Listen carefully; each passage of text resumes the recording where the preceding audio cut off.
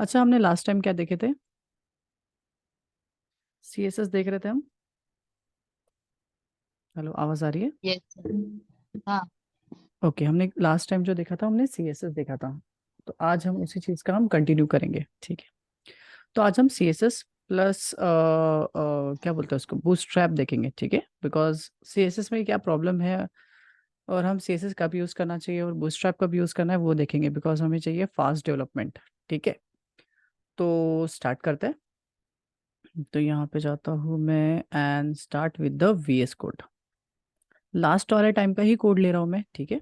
तो मैंने last time में जो कोड लिया था वही कोड लेंगे, ठीक है।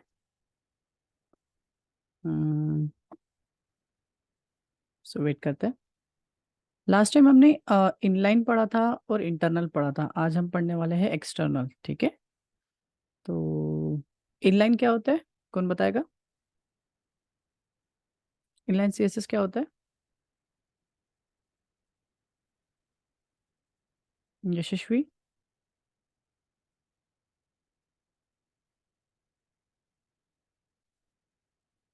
अरे बताओ, इनलाइन सीएसएस क्या होता है?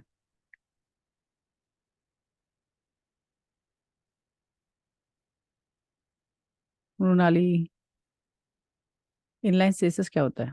प्रैक्टिस किया नहीं किया? किया था सर। फिर क्या होता है इनलाइन, बताओ तो। याद है नहीं याद है, कुछ तो बताओ। कलर वगैरह चेंज कर सकते हैं, उसमें एक सेपरेट सेपरेट क्लास बनाते, मतलब क्लास लिख के क्यों, या फिर डॉट से। नहीं, इनलाइन का मीनिंग होता है उस टैग के अंदर ही हम सीएसएस लिख देते हैं, उसको मैं इनलाइन बोलता हूँ, अच्छा। ठीक है। और इंटरनल उसको बोलते हैं अगर उसी फाइल के अंदर हाँ। हम क्या बना ले, क्लास बना ले या टैग का नाम लिख दे या तो फिर हम आईडी दे दे, तो इसको हम इंटरनल बोलते हैं। तो हमने ये दो चीज़ें सीखी थी, फिर से एक बार मैं रिवाइज करा रहा हूँ। टैग के अंदर ही अगर मैं एट्रीब्यूट यूज कर दूँ स्टाइल, और उसके अंदर मैं अगर सीएसएस का कोड डाल दूं, तो इसको इन लाइन सीएसएस बोला जाता है। बिकॉज मैं उसी लाइन में सीएसएस लिख रहा हूँ, जिस लाइन में मैंने टैग लिखा है उसी टैग के अंदर मैं सीएसएस लिख रहा हूँ, तो ऐसे सीएसएस को मैं इन लाइन सीएसएस बोलता हूँ।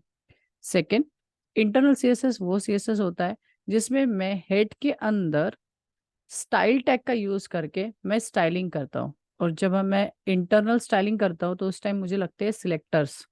सिलेक्टर में सबसे पहला सिलेक्टर होता है सीधा टैग का नाम। जैसे यहाँ पे मैंने H2 लिया है, तो जितने भी H2 है उन टैग्स को ये फॉर्मेटिंग लगेगी। लाइक ये कलर दिया है मैंने, कलर इक्वल्स टू एक्वा, तो ये कलर सारे H2 टैग्स को लगेगा। देन उसके बाद मैंने दिया है हैश। हैश मतलब होता है आईडी, रिप्रेजेंट द आईडी। तो जहाँ पे भी आईडी में मी लिखा होगा उस वाले टैग को ये वाली फॉर्मेटिंग लगेगी, this one, that orange colour. तीसरा जो है वो है हमारा डॉट करके, और डॉट रिप्रेजेंट करता है क्लासेस को। अगर आप किसी टैग में क्लास अप्लाई करते हो तो उन क्लासेस को लगेगा ये वाला। तो क्लास के टाइम आप डॉट यूज करोगे, आईडी के टाइम आप हैश यूज करोगे, और डायरेक्टली टैग्स के लिए आप टैग का नाम यूज करोगे, ठीक है। ये क्लियर हो गया अभी? यस। ओके, तो ये क्लियर हो गया। अब हम क्या करने वाले हैं, अब हम ये सेम चीज एक्सटर्नल के लिए करने वाले हैं। तो सबसे पहले फर्स्ट कम फर्स्ट, ये फाइल मेरी रखी का है। तो यहाँ पे मुझे पाथ दिख रहा है, सी के अंदर, यूजर के अंदर, ओनली के अंदर ये मेरा यूजर नेम है ओनली। देन वीडियो फोल्डर के अंदर मेरा वेब करके एक फोल्डर है, उसके अंदर ये home dot H T M L है। तो एक बार मैं दिखा भी देता हूँ कि ये मेरी फाइल एक्चुअल में कहाँ रखी है। So this is a video, video के अंदर वेब, और वेब के अंदर देखो ये home dot H T M L file है। अब मैं यहाँ पे एक्सटर्नल सीएसएस लगाना चाहता हूँ, ठीक है। तो हम चलते हैं W3 स्कूल और देखते हैं कि हम किस तरीके से एक्सटर्नल सीएसएस लगाएंगे। तो मैं यहाँ पे डालता हूँ सीएसएस एंड द एक्सटर्नल। याद रखिए, हाँ, याद रखिए जो भी चीज़ पढ़ना है आपको ओवर द इंटरनेट जाइए और आप थोड़ा सा सर्च करिए, आपको सारी चीज़ें मिल जाएंगी। तो यहाँ पे चलता है हाउ टू ऐड सीएसएस। तो you can C external CSS, internal CSS and inline. तो इनलाइन और इंटरनल तो पढ़ चुके हैं, आज की टाइम है एक्सटर्नल सीएसएस। तो क्या बोला गया है, आपको अगर एक्सटर्नल सीएसएस बनाना है तो आपको एक लिंक करके टैग यूज करना पड़ेगा, जिसमें आप उस शीट का नाम बताओगे। अब ये कैसे बनता है, क्या बनता है, वो हम अभी प्रैक्टिकली देखेंगे। यहाँ जाता हूँ, वापस यहाँ जाता हूँ और यहाँ पे मैं एक न्यू फाइल क्रिएट करता हूँ। तो I am creating a new file. अब यहाँ पे देखिए, मैं ये वाला जो जितना भी स्टाइलिंग है जो मैंने इंटरनल रखा था, इस स्टाइलिंग को मैं यहाँ से उठा रहा हूँ, सिंपली इंटरनल वाली चीज़ों को, और मैं यहाँ पे जाके इसके अंदर ऐड कर दिया डायरेक्टली विदाउट एनी टैग, क्योंकि सीएसएस डायरेक्टली लिखा जाता है सीएसएस फाइल के अंदर। अब ये फाइल को मैंने सेव नहीं किया, तो मैं इसको कंट्रोल एस कर लेता हूँ। इसको सेम पाथ पे सेव करो। Sir same path in the sense, मैंने वीडियो के अंदर वेब नाम का एक फोल्डर बनाया था, उसके अंदर मेरी home.html फाइल है, उसी जगह पे इसको सेव करो और इसका नाम दे रहा हूँ स्टाइल। अब देखिए, ये स्टैंडर्ड रूल है कि अगर आप सीएसएस फाइल बना रहे हो तो आप स्टाइल नाम रखोगे, बिकॉज आप देखोगे जब भी आप डाउनलोड करोगे ओवर द इंटरनेट, जब भी सीएसएस का कोड लिखा जाएगा तो वो सीएसएस का कोड स्टाइल डॉट सीएसएस नाम की फाइल में लिखा जाएगा। अब याद रखिए, कंपलसरी नहीं है ये ऐसा कि आप style dot C S S ही लिखो, बट ये क्यों किया जाता है? बिकॉज हम ऐसे वर्ल्ड में जीते हैं जहाँ पे सारे डेवलपर है और एक दूसरे की चीज़ें समझ सके। तो कोई भी अगर सी एस एस फाइल बनाएगा तो वो लिखेगा style dot C S S. तो मैंने यहाँ पे भी लिख दिया style dot C S S. Compulsory नहीं है style dot C S S लिखना, आप दूसरा भी नाम दे सकते हो। मैंने यहाँ पे दे दिया style dot C S S. ठीक है, ओके, सही है। अब मैं क्या करता हूँ, अब मैं वापस आ गया यहाँ पे, ये जो टैग है this is the style tag, अब इसकी जरूरत नहीं है बिकॉज मैं इंटरनल सीएसएस नहीं एक्सटर्नल सीएसएस डाल रहा हूँ। यहाँ पे मैं जाऊंगा और कौन सा टैग बोला था उन्होंने? Link tag. तो मैं लिंक डाल दूंगा। लिंक टैग के अंदर मैं एट्रीब्यूट यूज करूंगा। चेकआउट करते हैं कौन से एट्रीब्यूट थे दो। फर्स्ट वन इज REL, बात करेंगे इसके बारे में, पर उसके पहले क्या है? href। तो हम पहले सबसे पहले तो लिंक दे देते हैं। तो यहाँ पे देता हूँ मैं href। href का मीनिंग है आपने फाइल कहाँ रखी है। अब देखिए, मैंने तो फाइल डायरेक्टली उसी फोल्डर में रखा है, सेम पाथ पे रखा है जहाँ home.html है, तो मुझे कुछ बताने की जरूरत नहीं, मैं डायरेक्टली style.css दे सकता हूँ। बट हो सकता है कि मैंने ये फाइल को डायरेक्टली वेब के अंदर नहीं रखा, लाइक यहाँ पे नहीं रखा, मैंने एक और भी एक फोल्डर बना लिया लाइक वेब के अंदर। It's called as a CSS। क्योंकि ये CSS वाली फाइल है तो मैं चाहता हूँ कि ये सारी CSS वाली फाइल्स क्यों ना एक फोल्डर CSS नाम की इसके अंदर रहे, तो मैंने क्या कर दिया, CSS फोल्डर के अंदर मैंने ये फाइल जनरेट कर दी। एक्चुअल में ऐसे ही करते हैं हम लोग। तो मैं वापस आऊंगा और जब मैं पाथ दूंगा तो उसको मैं बताऊंगा कि ये फाइल एक्चुअल में कहाँ पे है। वैसे तो VS कोड खुद ही बता देता है कि यार ये एक फोल्डर है और इस फोल्डर के अंदर style dot C S S है। तो कुछ इस तरीके से आप पाथ दोगे, डायरेक्टली है तो आप डायरेक्टली दोगे, अगर आपने किसी फोल्डर के अंदर उसको फाइल को रखा है तो विथ फोल्डर आप उसको पाथ दोगे। सेकंड होता है ये जो आपने फाइल को फाइल का पाथ दिया है, इसका रिलेशन क्या है? सो REL is nothing but a relation, कि ये HTML पेज से ये जो फाइल है उसका रिलेशन क्या है। तो ये एक मेरी कौन सी फाइल है? स्टाइल फाइल है, या फिर आप इसको बोल सकते हो स्टाइल शीट। तो यहाँ पे हम लिखेंगे स्टाइल शीट। तो मैं यहाँ पे आ जाता हूँ, या फिर स्प्रेडशीट भी लिख सकते हो। तो मैं यहाँ पे आपको रिलेशन देना पड़ेगा, बताना पड़ेगा कि ये जो आप फाइल ऐड कर रहे हो ये किस लिए ऐड कर रहे हो। समझ में आया? सेम चीज अब देखिए, आउटपुट आपको सेम दिखेगा तो आपको कैसे पता चलेगा कि अरे हाँ ये इंटरनल है या एक्सटर्नल है? तो क्यों ना मैं थोड़े कलर चेंज कर दूं। यहाँ मैंने पर्पल लिया था, यहाँ मैंने ऑरेंज लिया था और यहाँ पे मैंने एक्वा ब्लू लिया था। तो क्यों ना मैं थोड़े से चेंज कर लेता हूँ colour. So this is a red, तो इसको मैंने रेड कलर दे दिया।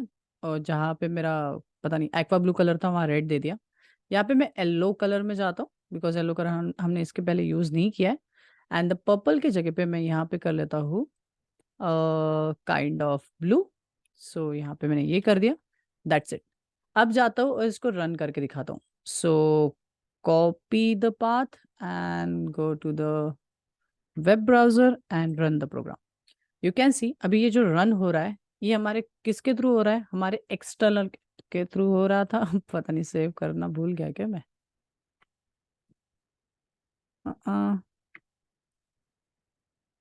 व्हाट द हेक, क्योंकि एक्वा ब्लू कलर तो है ही नहीं ना मेरे पास अभी, तो उस फाइल में एक्वा ब्लू कलर बचा ही नहीं है, तो फिर ये क्या हो गया? वाई? बस अभी यहाँ एक्वा कलर ब्लू कलर है भी नहीं और यहाँ पे भी नहीं है, कहीं पे भी मैंने स्टाइल शीट में है नहीं।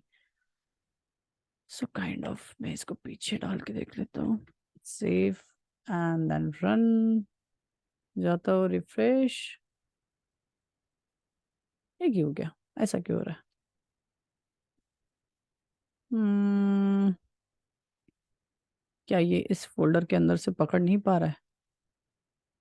ओ, गलती क्या हो गई, वो अभी भी इसी फाइल को पकड़ रहा है, तो मैं इसको थोड़ा सा डिलीट कर देता हूँ।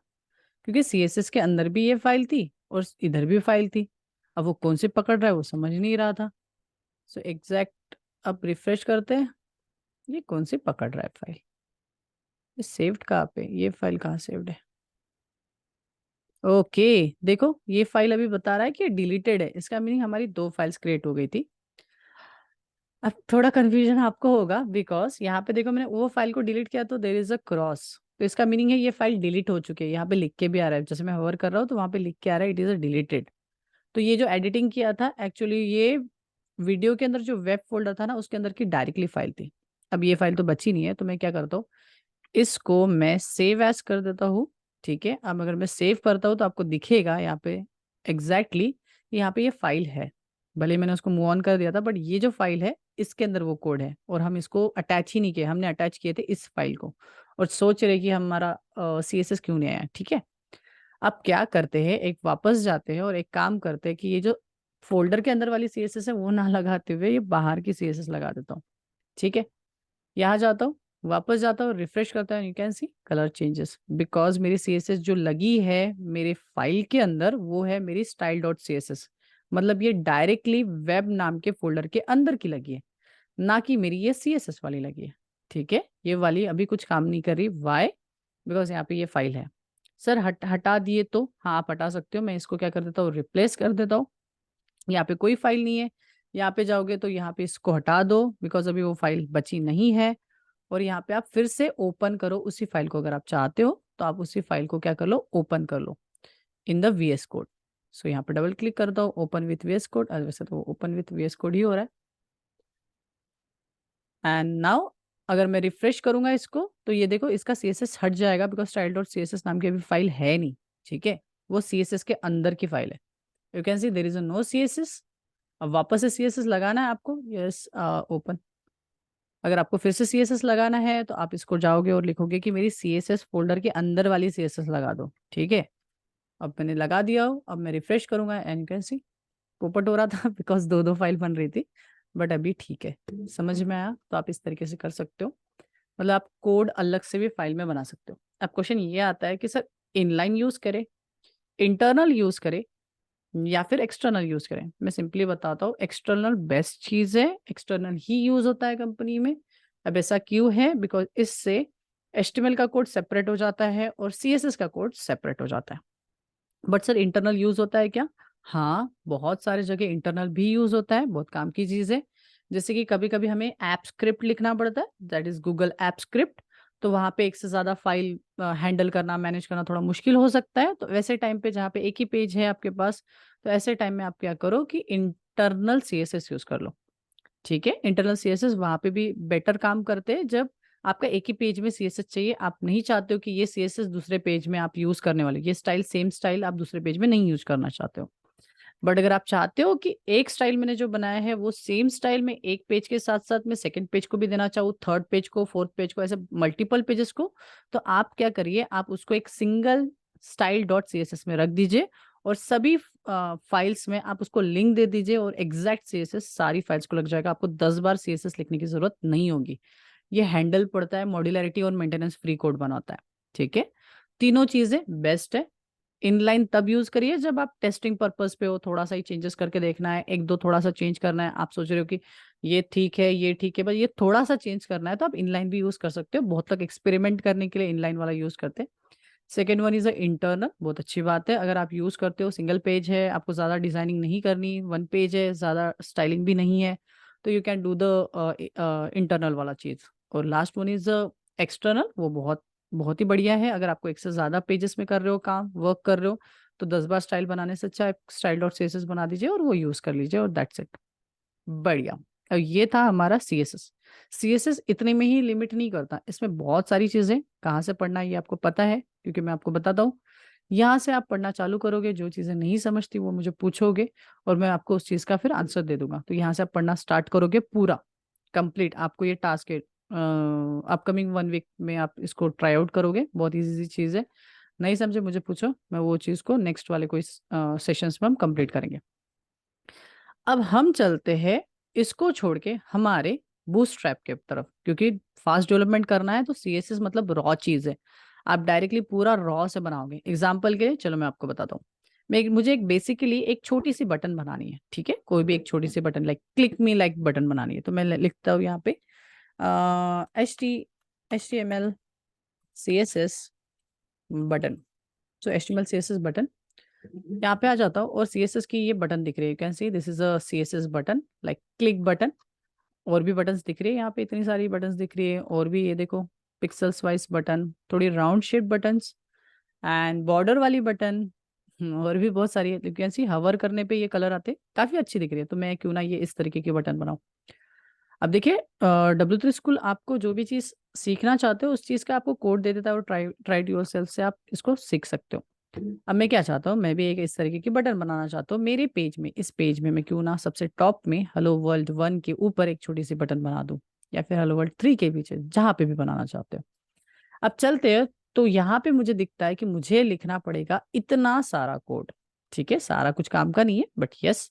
तो मैं यहाँ पे ग्रीन बटन वाला जो है ये वाला बनाना चाहता हूँ। तो सबसे पहले तो मैं ये टैग डाल देता हूँ, that is called as button tag, जो HTML का कोड है।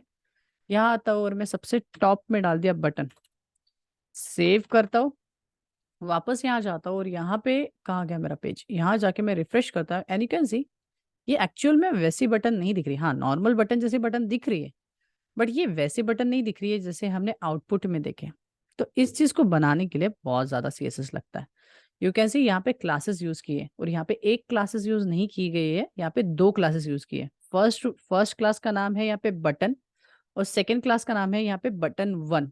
तो यहाँ पे दो क्लासेस, सर दो क्यों, एक कॉमन प्रॉपर्टी है और सेकंड वन इज जो यूनिकनेस है वो है लाइक ग्रीन कलर वगैरह जो होगा वो बटन 1 में होगा, और कॉमन डायमेंशंस एंड ऑल वो उसने बटन में रखा होगा। तो मुझे ये दोनों क्लासेस को उठाना पड़ेगा। तो यहाँ पे देखो स्टाइल करके मुझे CSS दिख रहा है। अब यहाँ पे मैं ऊपर ऊपर ऊपर जाऊंगा और मैं देखूंगा बटन करके एक CSS है। तो मैं यहाँ पे सिर्फ बटन वाला ले रहा हूँ, बटन 1 नहीं ले रहा हूँ, सिर्फ बटन। यहाँ आ गया और मैं यहाँ पे आके, अब मैं तो एक्सटर्नल लगाया हूँ, तो चाहो तो आप इंटरनल भी कर सकते हो। सिंपली आपको इंटरनल करना है, एक्सटर्नल इंटरनल एक साथ कर सकते हो, इवन तीनों एक साथ कर सकते हो। तो मैंने स्टाइल टैग डाल दिया और मैंने ये डाल दिया और सेव कर दिया। अब इंटरनल क्यों किया, क्योंकि मैं टेस्टिंग कर रहा हूँ, दो फाइल्स में जंप करने से अच्छा मैंने एक फाइल में डाल दिया। फिर जब जरूरत पड़ेगी मैं उधर फेंक दूंगा उसको। ठीक है, सो वापस आ जाते हैं, इसको रिफ्रेश करते हैं एंड यू कैन सी मेरी बटन तो दिख रही है पर वैसी नहीं दिख रही है जैसी इसकी दिख रही थी, क्योंकि मैंने सिर्फ एक कॉमन कोड डाला हो जो सारे बटन्स के लिए कॉमन है। ठीक है, तो हो सकता है ये कोड वो है, बिकॉज हवर करने पे ग्रीन आता है, तो इसका मीनिंग ये अभी बाय डिफॉल्ट वाला है। ओके, अब मेरा हवर माउस ऊपर लेके जा रहा हो तो कुछ रिएक्शन तो नहीं हो रहे। तो देखते हैं और क्या CSS डाला गया है। Second one is a button 1। तो क्यों ना मैं ये वाला भी डाल दूं, बिकॉज वहाँ पे दो क्लासेस लगाई है उसने। तो वापस आ जाता हूँ मैं यहाँ पे और सेम चीज़ इंटरनल में ही ऐड करो, बाद में इसको आपको एक्सटर्नल में डाल के दिखा दूंगा। सो यहाँ पे मैंने ये भी ऐड कर दिया, सेव करते हैं और वापस जाते हैं और रिफ्रेश करके चेकआउट करते हैं। So you can C now it's look like the same like this, but still ये अभी भी वैसा काम नहीं कर रहा है, बिकॉज मैं माउस पॉइंटर लेके जा रहा हूँ, ये हवर पे कुछ काम ही नहीं कर रहा है। बट इसका हवर पे देखो ग्रीन इफेक्ट आता है, तो ये कैसे हो रहा है। यहाँ पे अगर जाओगे तो आपको दिखेगा कि माउस ओवर पे, ठीक है, माउस ओवर पे लाइक बटन्स, हर एक बटन पे माउस ओवर पे कुछ ना कुछ फंक्शनैलिटी डाली गई है। You can see this is a thing, class के बाद कोलन लगा के ओवर लिखा है। हवर मतलब माउस को अगर उसके ऊपर लेके जाते हो तो वो चीज, तो इसने क्या किया, कलर को चेंज कर देगा और उसका जो है वो वाइट कलर कर देगा। सो कॉपी करते, वापस आते यहाँ पे एंड यहाँ पे। तो देखिए एक छोटी सी बटन बनाने के लिए मुझे इतना सारा तामझाम करना पड़ा। सो कैन सी यहाँ जाता हूँ मैं, रिफ्रेश करता हूँ एंड नाउ एक्चुअल में वैसी बटन बन गई जैसी उसने वहां दिखाया था। मैं ये नहीं बोल रहा कि कुछ गलत है, मैं ये नहीं बोल रहा हूँ कि यार ऐसा नहीं करना चाहिए, इतना ज़्यादा कोड कर सकते हो। अगर आपको कस्टम चीज़ चाहिए तो CSS बहुत अच्छी चीज़ है, बट आपको फास्ट डेवलपमेंट चाहिए तो इतना सारा कोड लिखना पड़ेगा आपको, सोच सोच के, समझ समझ के, like padding, text align center में होना चाहिए, then left padding, right padding, ये तो बहुत अच्छी चीज़ होती है अगर आपको ये चीज़ आती है तो। But as a back end developer front end सीखना थोड़ा सा डिफिकल्ट हो जाता है, और अगर आप फ्रंट एंड में ही लटक के रह जाओगे तो बैक एंड की जो लॉजिक वाली चीज़ है उसको आप हाथ से छोड़ दोगे। ठीक है, और फ्रंट एंड में बहुत इंटरेस्ट आता है, अगर आपको इंटरेस्ट आना चालू हो गया तो बहुत ज़्यादा इंटरेस्ट आता है, और ये थोड़ी सी चीज़ बहुत ज़्यादा टाइम भी खाती है। ठीक है, मेरे हिसाब से तो, बाकियों का नहीं पता, पर मेरे हिसाब से तो फ्रंट एंड वाली चीज़ें बहुत ज़्यादा टाइम टेकिंग प्रोसेस होती है, पर जिसका इंटरेस्ट होता है वो तो कर लेता है। अच्छा सर, तो अगर ये नहीं करना है बट यही चीज़ चाहिए तो फिर क्या करें। तो देखिए हमारे पास वरदान है, हमारे पास, that is called as bootstrap.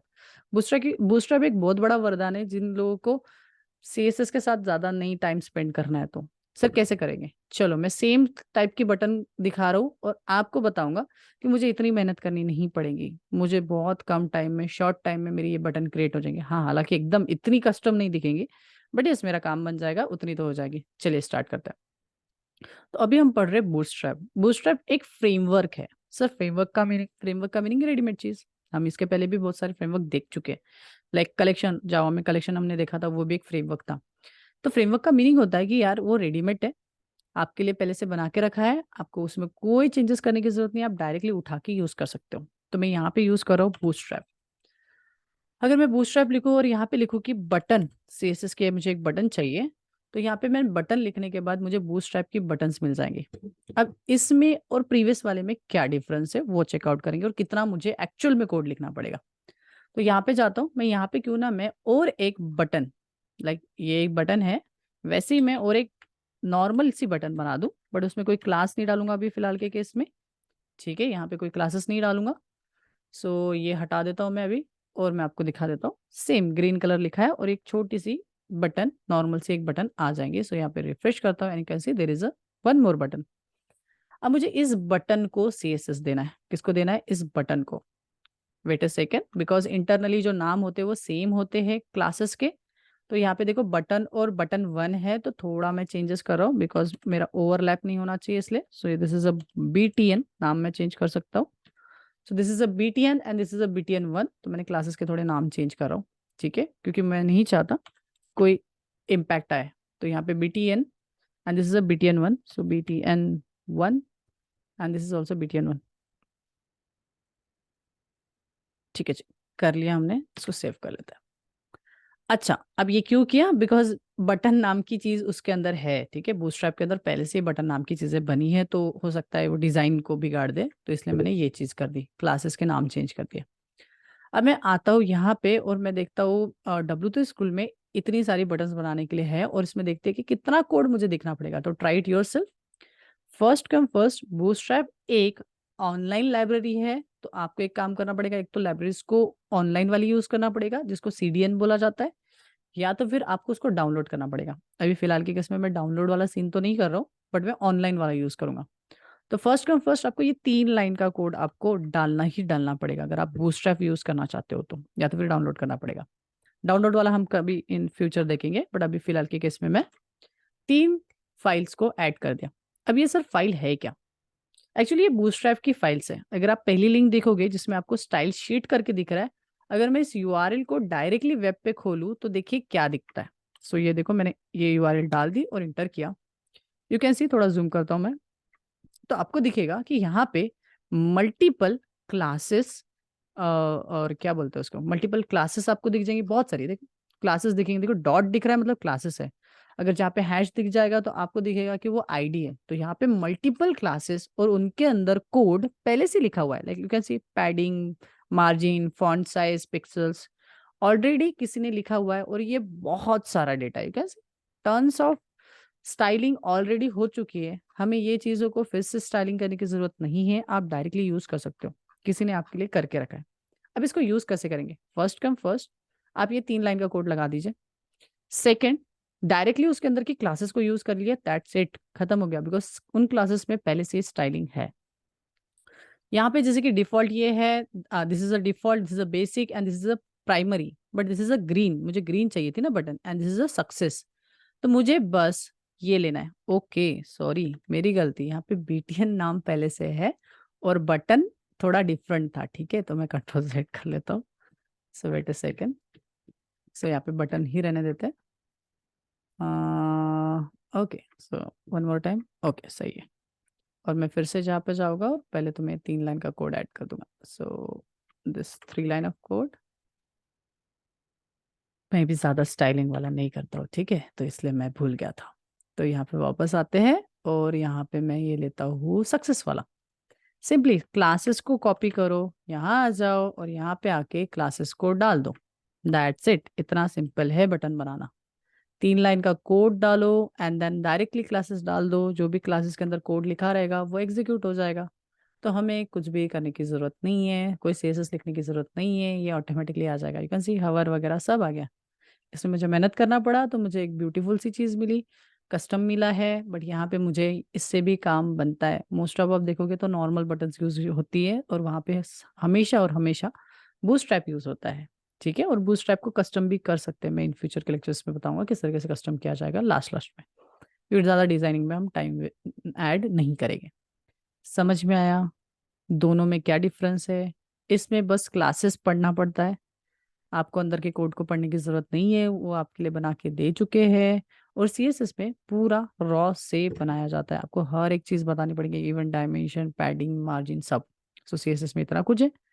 Bootstrap में हर एक चीज का सोल्यूशन है। लाइक आपको टेबल बनाने हैं, डिजाइनिंग टेबल बनाने हैं, तो आप सीधा सीधा इस तरीके के टेबल्स बना सकते हो। यही चीज आपको सीएसएस में बनाना है तो आपको सीएसएस का कोड लिखना पड़ेगा। You can see there are tons of classes जो रेडीमेड है, आप डायरेक्टली उठा सकते हो। यू कैन सी अलर्ट, इतने सारे रेडीमेड अलर्ट्स है और आप डायरेक्टली उसको यूज कर सकते हो। बस आपको 3 लाइन का कोड डालना है और एक आपको क्लासेस जो भी कुछ लिखी रहेगी क्लासेस उसको ऐड कर दीजिए एंड आपका काम बन जाएगा। बटन्स में भी बहुत सारी है, लाइक आपको जो ट्रांसपेरेंसी वाला चाहिए था, ट्रांसपेरेंट बैकग्राउंड वाला, अगर आप सर्च करोगे तो होपफुली आपको वो भी मिल जाएगा। यहाँ पे बटन कहाँ गई? This is a button and मैं स्क्रॉल करके देखता हूँ, बिकॉज होती ही है। लाइक बॉर्डर बटन लिख के देखो, बॉर्डर बटन बुटस्ट्रैप। बुटस्ट्रैप 3 या 5 में है बोल रहा है। सो बटन यू कैन सी, देखो ये मिल गई। अब ये वर्जन कौन सा है वो देखना पड़ता है और उसका सीएसएस भी देखना पड़ता है। अब मुझे नहीं पता ये वर्क होगा नहीं होगा। सो सिंपली क्लास डाल के देख लो। सो यहाँ पे क्लास कॉपी करो, यहाँ आ जाओ, यहाँ पे बस इस क्लास को चेंज करो। अगर ये वही वर्जन वाला होगा तो रन हो जाएगा, अगर वो वर्जन में नहीं रहेगा तो रन नहीं होगा। यहाँ जाते रिफ्रेश मार के एक बार देख लेते, हो गया। नहीं हुआ है, देखो ये बेसिक वाला है, इसका मीनिंग उस वाले वर्जन में नहीं है, तो आपको उसका वर्जन देखना पड़ेगा कि ये कौन से वर्जन का है। शायद ये 5 वर्जन होगा। सो वर्जन 4 है ये। सो वर्जन 4 का आपको 3 लाइन का जो वो था, that is your CDN links, वो लाना पड़ेगा। ये 3.4.1 का है, मुझे 4 वाला चाहिए। तो यहाँ पे सिंपली यहाँ जाओ, यहाँ जाओ और यहाँ पे लिखो बूटस्ट्रैप, बूटस्ट्रैप 4 CDN लिख दो। CDN, CDN लिंक्स, कोई ना कोई वेबसाइट में आपको बूटस्ट्रैप 4 का CDN लिंक मिल जाएगा। try it yourself and you can see this is a bootstrap 4 का। सो वापस आओ, इनको हटाओ, अपग्रेड कर दो, डन। क्योंकि आप उसमें नहीं थी ना, उस बटन का बॉर्डर बटन नहीं थी शायद उस टाइम, तो उसके लिए नहीं आ रहा था इनका सी। Now it's good. तो इस तरीके से आप बना सकते हो। ये होता है CSS। इसका साइज वगैरह के लिए भी अलग अलग बूटस्ट्रैप के साइजेस वगैरह है। आपको साइज बढ़ाना है तो आप डिफरेंट डिफरेंट क्लासेस आप ऐड करते जाओगे और वो उसकी साइजेस को बड़ा करते जाएगा, लार्ज करते जाएगा। समझा है? यस कोई सर। क्वेश्चन? कोई क्वेश्चन है? इसके ऊपर आपको प्रैक्टिस बहुत करना पड़ेगा। विदाउट प्रैक्टिस ये चीज़ नहीं जमेंगी। आपको बूटस्ट्रैप का भी प्रैक्टिस करना है एज वेल एज CSS का भी प्रैक्टिस करना है। ठीक है, ये था हमारा front end, that is HTML and the CSS part.